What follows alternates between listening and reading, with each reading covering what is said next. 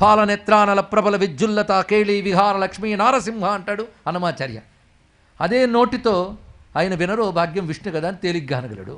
మరి అంత పండితుడు ఇలా ఎందుకన్నాడంటే అక్కడ అలా అనాలి, ఇక్కడ ఇలా అనాలి. నరసింహస్వామి వచ్చినప్పుడు అర్థం తర్వాత ఉంది, భావంలో కనబడాలి కదా. కనుక ప్రౌఢమైన అమ్మాయి ఇవ్వాలి, లలితమైన అమ్మాయి ఇవ్వాలి, ఇది తెలుసుకోవాల్సినది. కనుక వాక్కులు అప్పుడే భేదాలు వచ్చేయలేదు చూడండి. అలాగే జ్ఞానాల్లో కూడా వైద్యం ఒక జ్ఞానం, ఇంజనీరింగ్ మరొక జ్ఞానం, కవిత్వం ఒక జ్ఞానం, సాహిత్యం మరొక జ్ఞానం. ఎన్ని రకాలు ఉన్నాయి మందులు, ఒక్కొక్క దాంట్లో ఇంకెన్ని రకాలు ఉన్నాయి. ఈ రకరకాల జ్ఞానశక్తులే రకరకాల శ్యామలాదేవతలుగా చెప్పబడుతూ వాళ్ళందరూ కూర్చున్న కాలనీలో ఎవరి ఇళ్లలో వాళ్ళు ఉంటారట. కానీ వాళ్ళందరూ ఈ శ్యామలమ్మ నుంచే వచ్చారు. అంటే విద్యలన్నిటికీ మూలమైనటువంటి ప్రధాన శక్తి తల్లి. కనుక కదంబవనం ధ్యానించాలి.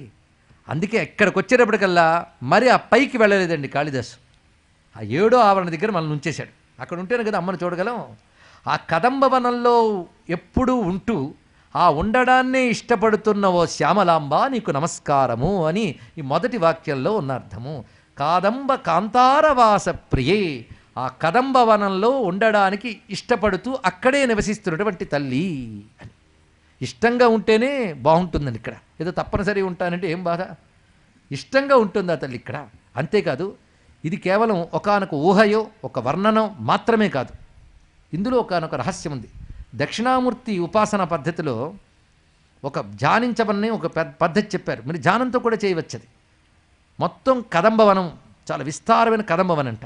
దాని మధ్యలో ఒక మర్రి చెట్టు, ఆ మర్రి చెట్టు మూలంలో దక్షిణామూర్తిని ధ్యానించమన్నారు ఇక్కడ. అంటే కదంబవనానికి విద్యలకి జ్ఞానానికి ఏదో అనుబంధం ఉన్నది.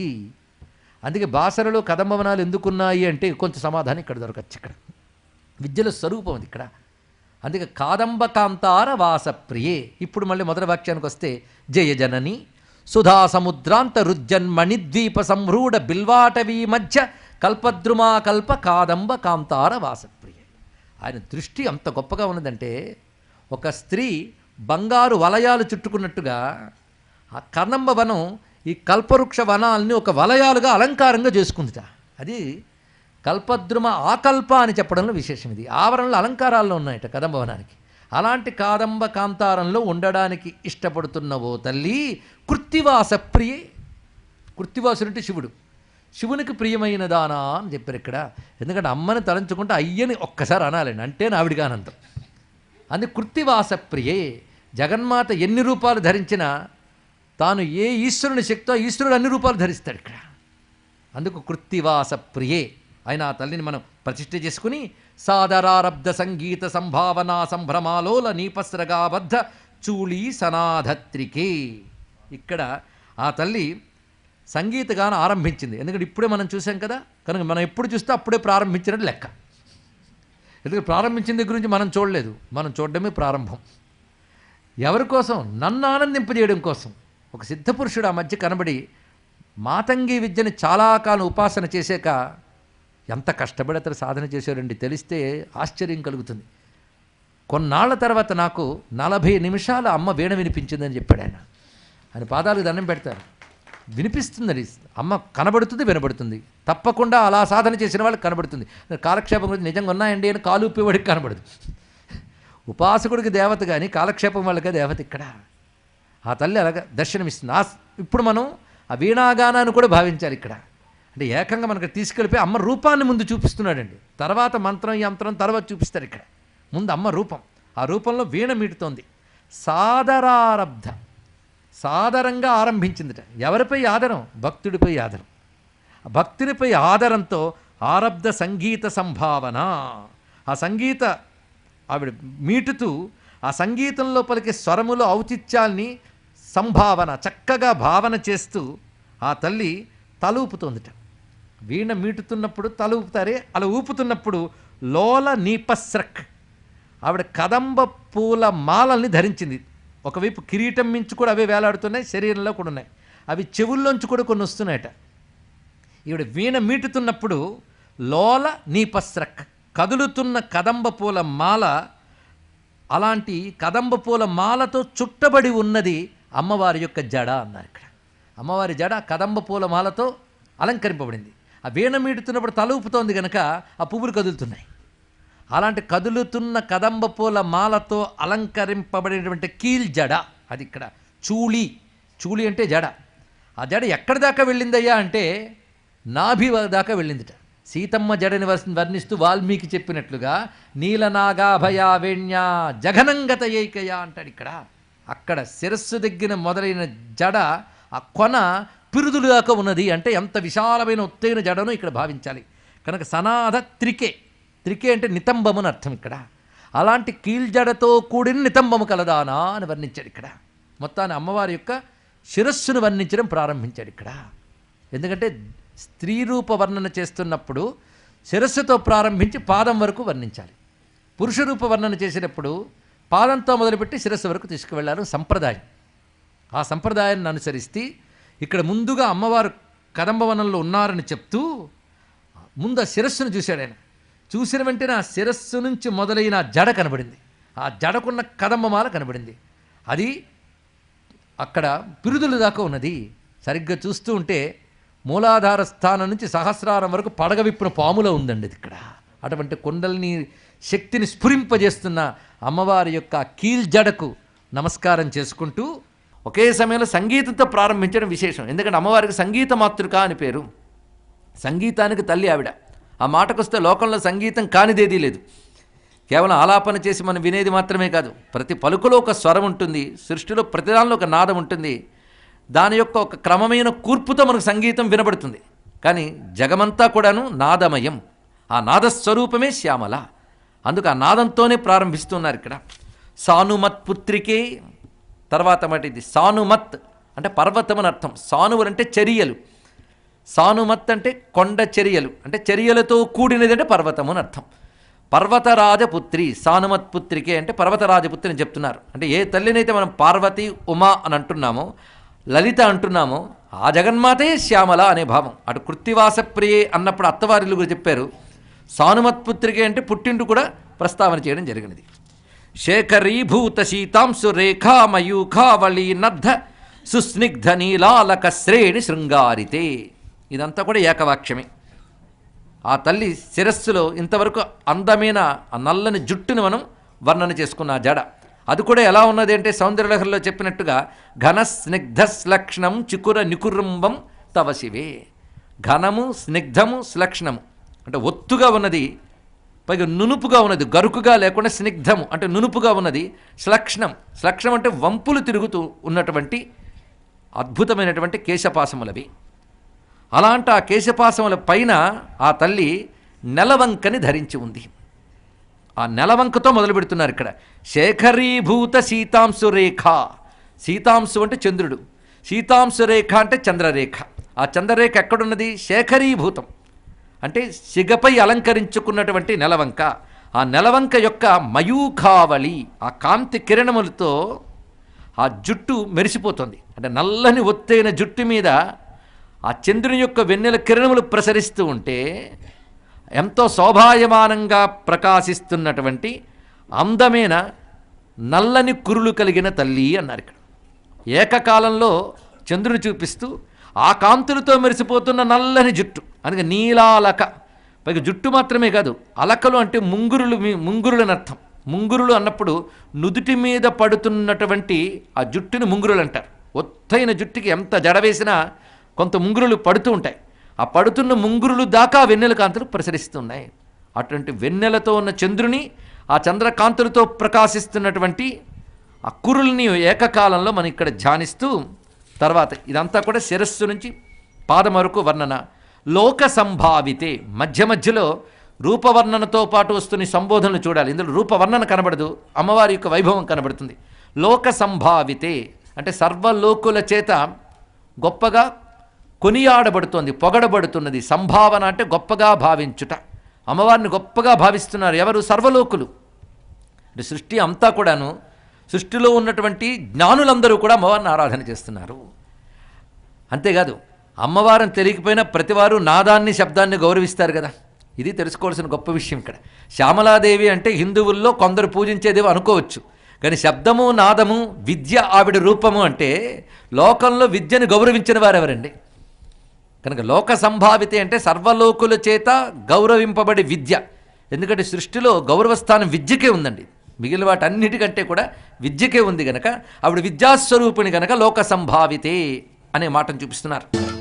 ఆ తర్వాత అమ్మవారు నుదుర్ని వర్ణిస్తున్నారు. కామలీలా ధనుస్సన్నిభ భ్రూలతా పుష్ప సందేహ కృచ్చారు గోరోచనా పంక కేళీలలామాభిరామే సురామే రమే. ఇప్పుడు లలామాభిరామే వరకు ఒక పదం. అమ్మవారి యొక్క కనుబొమలని నుదురిని ఏకకాలంలో చూపిస్తున్నారు ఇక్కడ. అంటే నుదుటి భాగంలో ఆ క్రింద కనుబొమలు ఉన్నాయి. ఈ కనుబొమల వంపు తిరిగి ఉండడంతో ఒక తీగలాగా ఉన్నాయట, ఒక అందమైన తీగ. అందమైన తీగ అంటే ఎలా పోల్చాలయ్యా అంటే కామలీలాధనుస్సన్నిభ, మన్మథుడి యొక్క ధనుస్సుతో సమానముగా ఉన్నది అని వర్ణిస్తున్నారు ఇక్కడ. సాధారణంగా కనుబొమలు మనం గమనించినట్లయితే పైకి ఇలా లేచి కిందకి మళ్ళీ దిగి మళ్ళీ వంపు పైకి వస్తుంది. ఇక్కడ చూస్తుంటే ధనురాకారంలో మనకు కనబడుతున్నది. ఈ ధనురాకారంలో నడిమి భాగంలో మాత్రం వెంట్రుకలు ఉండకూడదుట. సులక్షణమైనటువంటి పద్ధతి ప్రకారంగా అటువంటి ఉన్నత శ్రేణికి చెందినటువంటి సమస్త సాముద్రిక లక్షణాలు కలిగినటువంటి స్త్రీకి కనుబొమలు కలియకూడదు, మధ్యలో గ్యాప్ ఉండాలి. అందుకే మహానుభావుడు శంకర భగవత్పాదుల వారు ఆ మధ్యలో చూస్తే మళ్ళీ వెంట్రుకలు కనిపించట్లేదు, అమ్మవారి మేనిఛాయే కనబడుతుంది. అది మన్మధుడు పట్టుకున్న ధనుస్సులా ఉందని వర్ణించారు ఆయన ఇక్కడ. పట్టుకున్నప్పుడు ఏమిటంటే ఆ చెయ్యే కనబడుతుంది కానీ ఆ భాగం కనబడుతుంది. అది అందుకే ఆ భావం ఇక్కడ స్ఫురింపజేస్తున్నారు. కాళిదాసు మొదటివాడు, తర్వాతే శంకర భగవత్పాదుల వారికి. కామలీలాధనుస్సన్నిభ, కాముని యొక్క లీలామయమైన అంటే విలాసమైనటువంటి ధనుస్సుతో సమానమైన భ్రూలత. అది భ్రూని రెండిటితో పోలుస్తున్నారు. ఒకటి ధనుస్సుతో, ఇంకోటి వంపు తిరిగి రావడంతో లతతో పోలుస్తున్నారు. అయితే లత అయితే లతలోంచి ఒక కుసుమం రావాలి కదా. లత ఉంటే దాని నుంచి ఒక పువ్వు వికసిస్తే బాగుంటుంది. అలా ధనుస్సులా లతలా ఉన్నటువంటి ఆ కనుబొమల నడిమిలోంచి పైకి చక్కగా వికసించినటువంటి పసుపు ఎరుపు రంగు కలిగిన కుసుమమా అన్నట్లుగా లలాటంపై తిలకం ప్రకాశిస్తోందమ్మా అని చెప్పారు ఇక్కడ. వర్ణన అలా చూపిస్తున్నారు ఇక్కడ. అందుకే భ్రూలత పుష్ప సందేహకృత్, భ్రూలత నుంచి ఉద్భవించిన పుష్పమా అనే సందేహాన్ని కలిగిస్తున్నటువంటి చారు గోరోచన పంక, గోరోచనాన్ని ముద్ద చేసి పెట్టిన తిలకంలా ఉంది అన్నారు ఇక్కడ. కస్తూరి గోరోచనము ఇవన్నీ కలిపి తిలకధారణ చేయడం మనకు కనబడుతుంది ఇక్కడ. గోరోచన అంటే వర్ణ విశేషం చెప్పుకోవచ్చు. గోరోచన వర్ణము ఒకటి ఉన్నది, దీన్ని బభ్రువర్ణము అని కూడా అంటారు. గోరోచనం అంటే ప్రధానంగా పసుపు రంగు ఉంటుంది, అందులో కొంత ఎరుపు కలిసి ఉంటుంది, దాన్ని గోరోచన వర్ణమని. అలాంటి తిలకాన్ని అమ్మవారు ధరించి ఉన్నారు. సురామే, రామ అంటే సుందర స్త్రీ అని అర్థం. సురామే అంటే మామూలు సుందరి స్త్రీ కాదు ఆవిడ, అలౌకికమైనటువంటి దివ్యమైన కాంత గనక ఆవిడ సురామే రమే.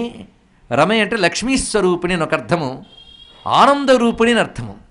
రమ రామ ఈ రెండు శబ్దములు కూడా ఆనందరూపిణి అర్థాన్ని మనకు తెలియజేస్తుంటే రామ రమణలంపట, రమా రాకేందువదన సహస్రనామాలు కూడా స్ఫురణకు తెచ్చుకోవచ్చు. ఆ తర్వాత వర్ణిస్తున్నటువంటిది ప్రోల్లసద్వాళిక మౌక్తిక శ్రేణిక చంద్రిక మండలోద్భాసి గండస్థలన్యస్త కస్తూరికా పత్ర రేఖా సముద్భూత సౌరభ్య సంభ్రాంత భృంగాంగనా గీత సాంద్రీ భవన్ మంద్రతంత్రీశ్వరే. ఇదంతా మళ్ళీ ఒకే వాక్యం. ఈ వర్ణన అమ్మవారి చెక్కిళ్ళని చెప్తున్నారు, మళ్ళీ వీణను గుర్తు చేస్తున్నారు, సంగీతాన్ని చెప్తున్నారు. అది ఔచిత్యం అండి. ఎక్కడికక్కడ నాదస్ఫురణ కలిగించడం అంటే అమ్మను చూస్తూ మనం వీణాగానం వింటున్నాం అన్నమాట. ఇక్కడ ఆ వీణాగానం సాదరారబ్ధతో మొదలుపెట్టి మధ్యలో మనకి మాటి మాటికి స్ఫురింపజేస్తున్నారు ఇక్కడ. ఇప్పుడు అమ్మవారి చెక్కిళ్ళ సౌందర్యాన్ని వర్ణిస్తున్నారు. ప్రోల్లసత్ అంటే గొప్పగా ప్రకాశిస్తున్న వాలిక మౌక్తిక శ్రేణిక. వాలిక అంటే దీర్ఘమైన అని అర్థం, అంటే పొడవైనటువంటి. మౌక్తిక శ్రేణిక ముత్యాల వరుసలు. ఇది చంద్రికా మండలోద్భాసి. ఇప్పుడు అమ్మవారి వదన ఎలా ఉన్నదంటే ఆవిడ నీలకాంతులతోనూ ఆకుపచ్చని రంగుతోనూ ఉండి ఉండవచ్చుగాక, కానీ ముఖం మాత్రం పూర్ణ చంద్రుల్లా ఉంది అన్నారు ఇక్కడ. అంటే అంత ప్రసన్నమైనటువంటి శుద్ధ సత్వ కాంతుల్ని అమ్మ ముఖం ప్రసరిస్తున్నది. శుద్ధ సత్వమే చంద్రుడని చెప్పబడుతుంటాడు. తెల్లని ధనం అది ఇక్కడ. అటువంటి నీలవదనంలోంచి తెల్లని కాంతులు ప్రసరిస్తున్నాయి ఇక్కడ. అంటే శుద్ధ సత్వంతో కూడిన కరుణామయమైన జ్ఞానమయమైన ఆనందమయమైన కాంతులు అని చెప్పడానికి వెన్నెలతో పోలుస్తున్నారు. ఆ వెన్నెళ్ళు మొత్తం నిండిపోయి ఎలా కనబడుతుందంటే ఆ ముఖం చూస్తుంటే ఒకవైపు వెన్నెళ్ళు గుర్తొస్తున్నాయి, పైగా చాలా విస్తారమైన ముత్యాలు దొంతలుగా పెట్టినట్లుగా ఉంది ఆ ముఖం అంతా కూడా. అంటే ముత్యము చంద్రుడు రెండూ చెప్పడంలో అర్థం ఏంటంటే ఆ ముఖం అంత ప్రశాంతంగా తెల్లగా ఉన్నది అని చెప్పడం ఇక్కడ. పైగా మౌక్తిక అని చెప్పడంలో ముక్త స్థితిని కూడా తెలియజేస్తుండేది, మోక్షస్థితిని కూడా తెలియజేయడానికి ఆ స్ఫురణ ఇస్తున్నారు. పైగా ముత్యము చంద్రుడు కూడా ఒకే లక్షణం కలిగినటువంటి వారు ఇక్కడ. కానీ అమ్మవారి వదనాన్ని అటువంటి ముత్యాల దొంతరలు ప్రకాశిస్తున్నటువంటి నిండు చంద్రుని వంటి అమ్మవారి వదనములో ఇప్పుడు చెక్కెళ్ళ గురించి చూద్దాం. ముందు ఈ వదనాన్ని మనం అర్థం చేసుకుంటున్నాం కదా. ముత్యాల దొంతరలు అని చెప్పడంలో మరొక అర్థం ఉన్నది. అమ్మవారు కిరీటాన్ని ధరించారు, ఆ కిరీటంలో అనేక రకాలైనటువంటి రత్నాలు పొదగబడి ఉన్నాయి. అదేవిధంగా కిరీటం నుంచి జాలరుల్లాగా ముత్యాలు వేలాడుతున్నాయి అక్కడ. ఆ చెవులకు కూడా అమ్మవారు రకరకాల ఆభరణాలు ధరించారు. పైగా ఆ ముత్యాల పేరులు ఇవన్నీ ఉండడం వల్ల ఆ ముఖంపై ముత్యాలు మెరిసిపోతున్నాయి.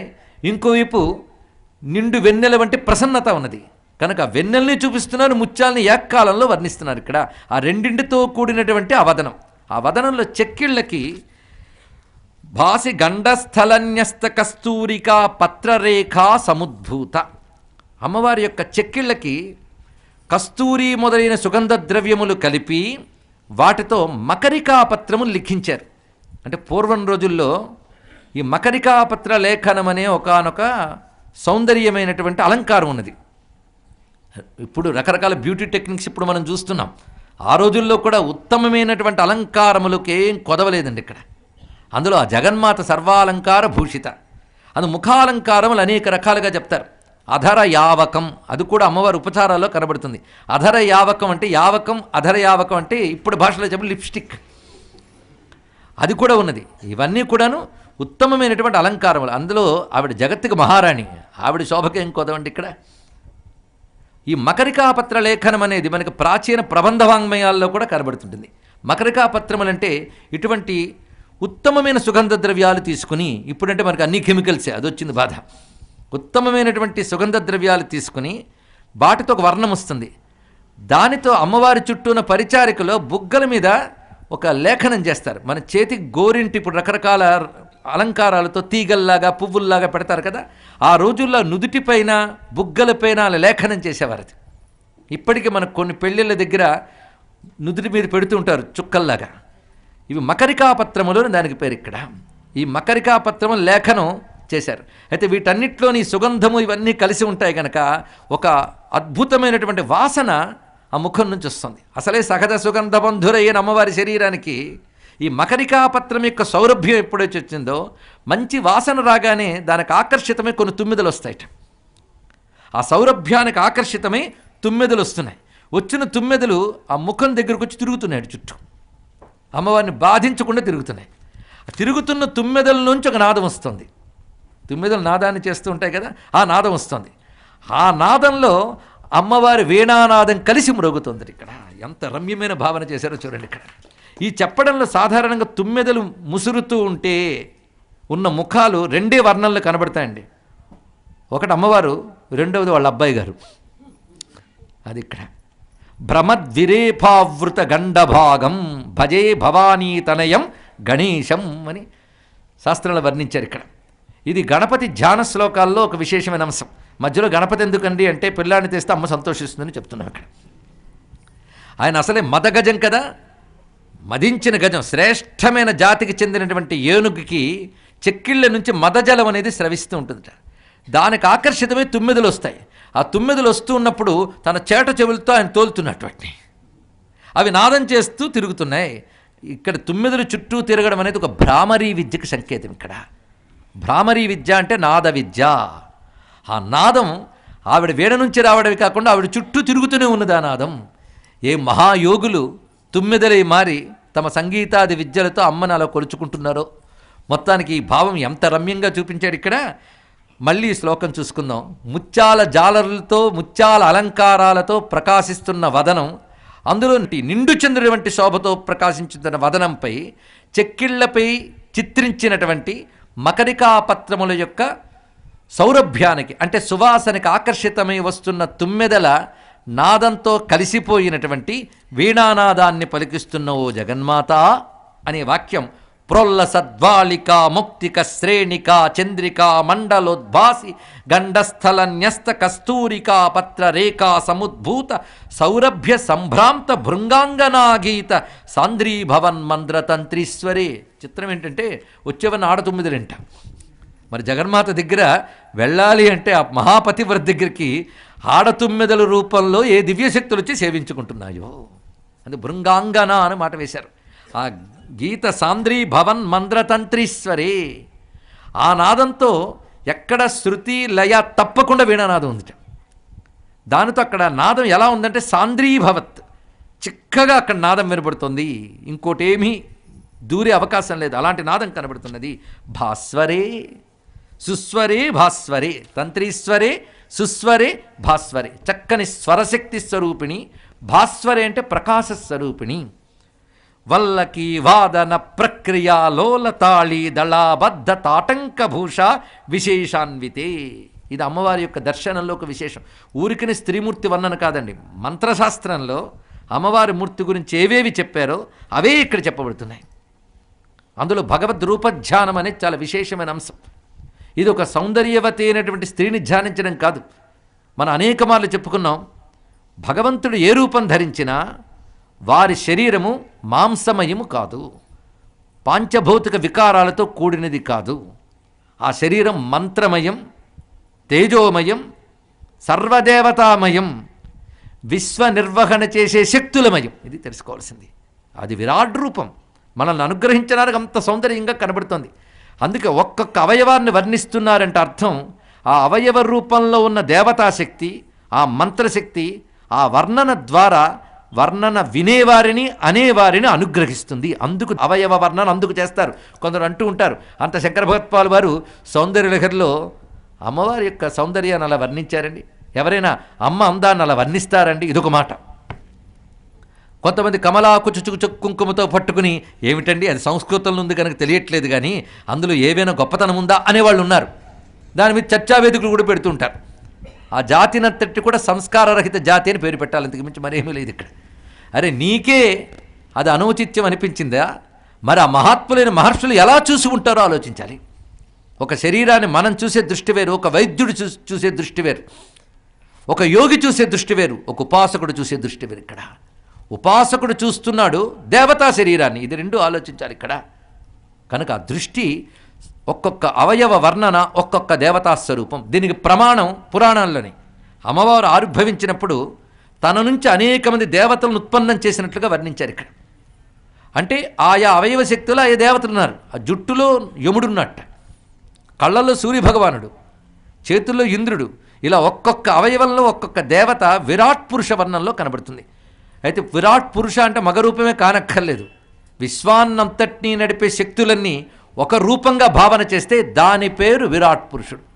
అదృష్టవశాత్ ఈ కాన్సెప్ట్, ఈ అంశం ఒక్క హిందూ మతంలో మాత్రమే ఉందని మనం ఆనందంగా చెప్పుకోవాలి. మొత్తం విశ్వశక్తులన్నీ కలిపి ఒక రూపంగా అది మనం ఉపాసించే భగవద్రూపంగా చూడాలి. అది శ్యామల కావచ్చు, లలిత కావచ్చు, శివుడు కావచ్చు, గణపతి కావచ్చు. ఏదైతే విశ్వరూపమో అదే మన ఉపాస్య దైవము. అందుకే అవయవ వర్ణన మనం వినేటప్పుడు మనకు ఉండవలసిన సంస్కారం ఏమిటంటే ఒక్కొక్క భాగాన్ని మనం గ్రహించేటప్పుడు అక్కడున్న మంత్రశక్తిని, అక్కడున్న దేవతాశక్తిని, అక్కడున్న విశ్వనిర్వహణ శక్తిని, ఈ మూడింటిని మనం పొందుతున్నాం, దానివల్ల ధన్యులమవుతున్నాం అని భావించాలి ఇక్కడ. అందుకు ఈ రూపవర్ణంలో ఇంకా ఇంకా తర్వాత మనం వెళ్ళేటప్పుడు హృదయం ఎటువంటి నిర్మలమైన భావంతో జ్ఞానంతో ఉండాలో చెప్పడం కోసం వివరణ ఇవ్వడం జరిగింది.